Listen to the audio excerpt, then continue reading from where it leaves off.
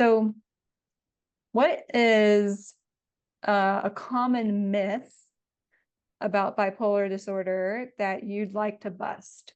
So some of the movies I enjoy watching the movies for what they are. Some of the movies that I watch are I think it's called Infinite Bipolar Bear, something like that. And then there's another one called Silver Linings Playbooks, and it's like, and those movies, I think they do a pretty good job of like presenting the mania. Like in one of those movies, this guy, he stays up and he's an author and he wants to write like all these books at like 5 in the morning, and he goes upstairs to his attic and he throws out all of these books.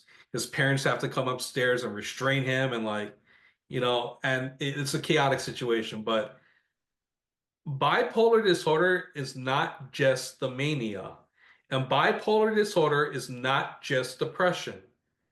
Everyone is different. Like you can have a fluctuation of say within the time span of a month where you're going to be depressed and where you might become manic or hypomanic, in that same month.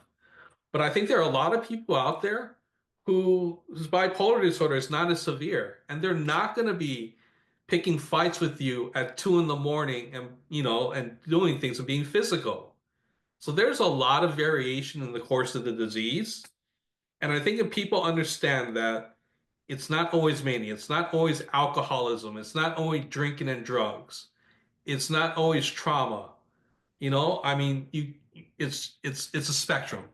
All bipolar disorders and the diagnoses are in a spectrum. So you don't really want to put a stereotype on one person and their behavior and just think, oh, that's bipolar disorder. They're mean, they're violent, they're jerks. I think that's the one biggest thing that I want to dispel.